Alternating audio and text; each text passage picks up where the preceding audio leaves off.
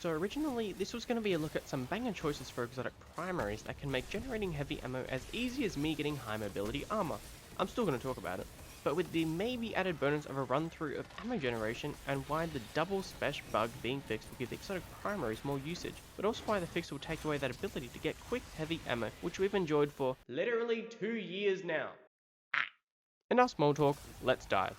Starting with ammo itself, this will be for any new or returning players, or anyone still unfamiliar with the ammo switch and how the double spesh fix will affect the ammo economy. Skip ahead if you already know what's up. The days of ammo runs, no rally banners and popping synths. Good times. Even primary ammo was something to consider. Until Season 15 arrived and with it came infinite primary ammo. Probably one of the greatest changes we've gotten. We're still out here struggling for ammo, but less. Until knowledge about absurd amounts of heavy ammo generation came about thanks to equipping 2 special weapons. Bungie also claimed to have fixed this increased drop rate, but that fix didn't seem to actually work, and Heavy was still spawning like crazy, and now, in the present, Season 22 will properly fix this bug it seems, in a couple more weeks. But what makes, or made depending on when you're seeing this, double special so good? Well, usually with a normal primary special setup, heavy bricks take quite a many kills to come by.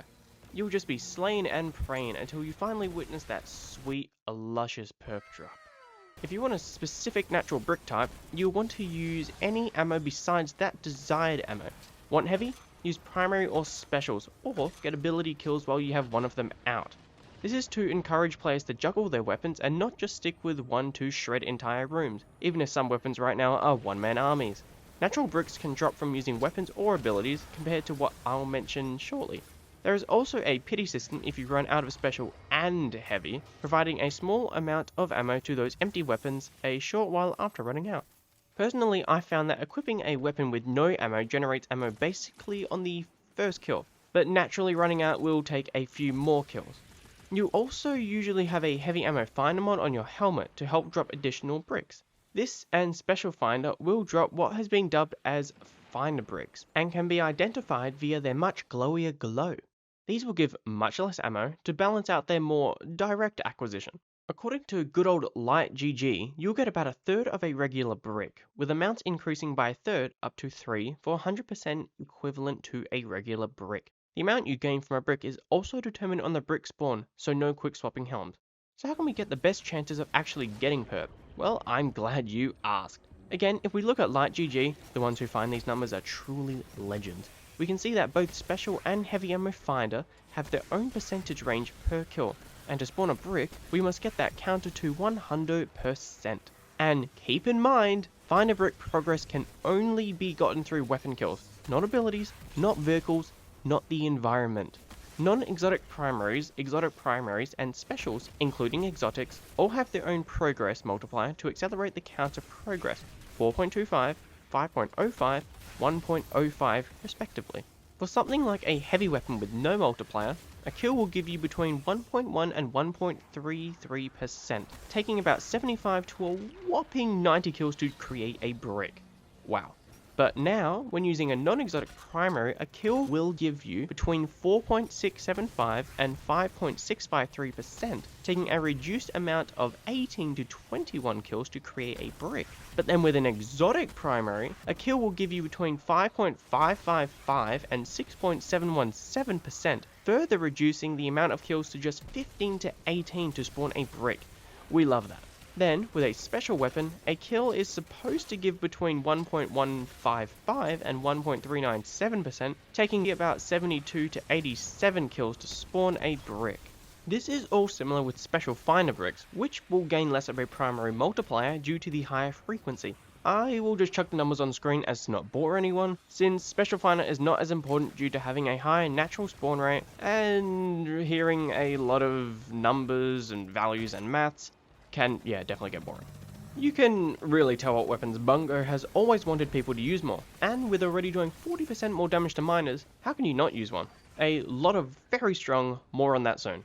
You will likely almost never equip a Special Finder mod, since natural bricks are frequent enough, and will likely just have one heavy finder, since 2 isn't overly necessary and other helm mods are nice. There are also scout mods to spawn a brick for your team when you spawn a finder brick yourself, good for team-based content.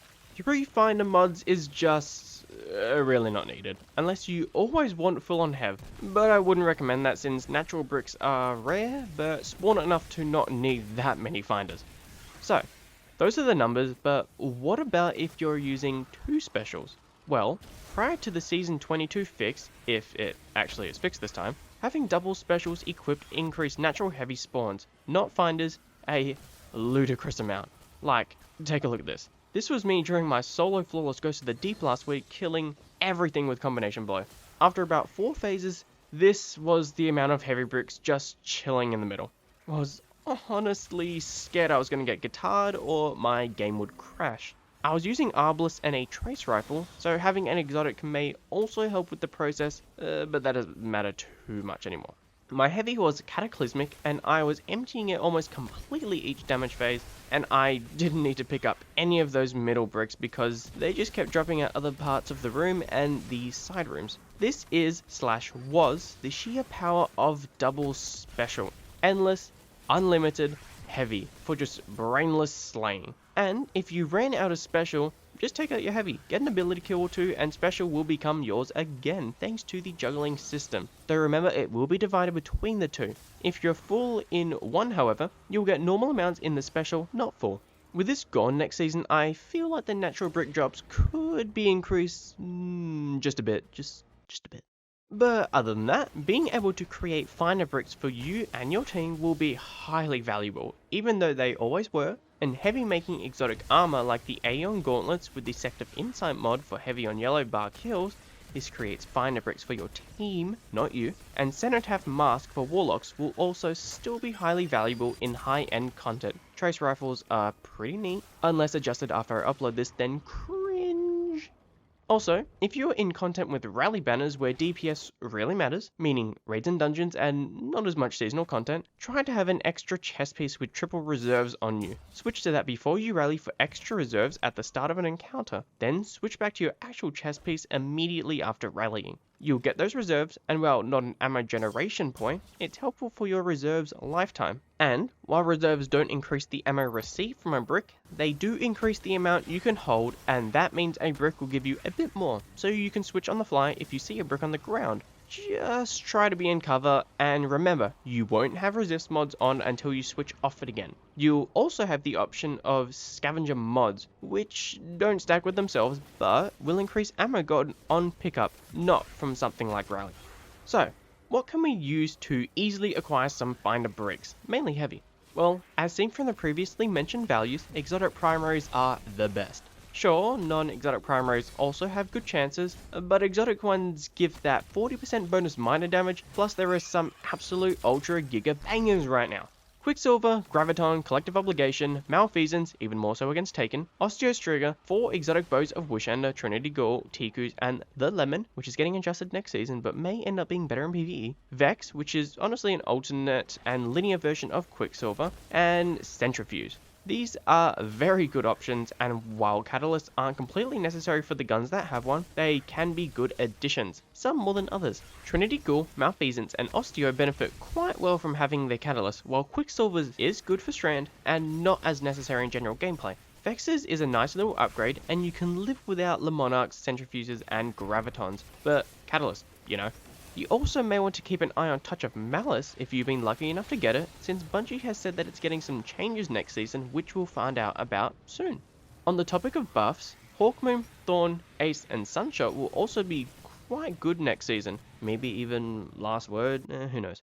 With the massive buffs hand cannons are getting in PvE, I think it was like a 20-25% buff to miners and a 75% buff to mages, which is definitely a lot. Maybe they'll actually perform like their names sound like again, but we'll find out soon if those numbers were final. Hawkmoon can be good for killing smaller things to proc that big shot on something, well, big. And Thorn with Soul Devourer active is honestly not that bad.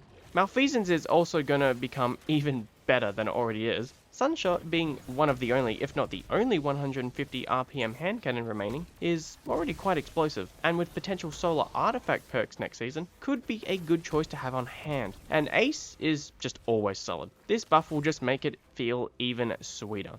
If you're a hunter, Lucky Pants, the already god maker of hand cannons, will get an indirect buff thanks to hand cannons getting stronger, so you may want to get a good roll of them if you don't already have one. And there we have it, a dive into how finder mods work and how you can maximize your heavy reserves, a look at how double spesh will affect the ammo economy, and what you can use to maximize your efforts in producing finder bricks for you and your team. Overall, the loss of double special won't be that severely painful, but it may make some solo content a tad more tedious since heavy will be a bit harder to come by unless you're optimizing for it. Honestly though, for boss damage or high-end content, most of the time you'll be using a legendary machine gun for nightfalls, or a linear or rocket because legendary ones are very powerful for damage. For some bosses or encounters, you may end up using an exotic special or heavy like Aggers, Coldheart, Thunderlord, G-Horn, Lament, the list goes on. So you may end up doing some potential swapping, praying the ammo gods are with you, or having your team making heavy through Aeons or Cenotaph. I'm sure we'll be fine though, we lived through no rally banner days. So, as always, if you enjoyed your stay or found this at all helpful, dropping a like or sub is greatly appreciated and will drop you copious amounts of that sweet, luscious perk. We'll find out sandbox stuff soon, which is always an interesting time, so look out for those. Other than that, thanks for watching and I'll talk to y'all later.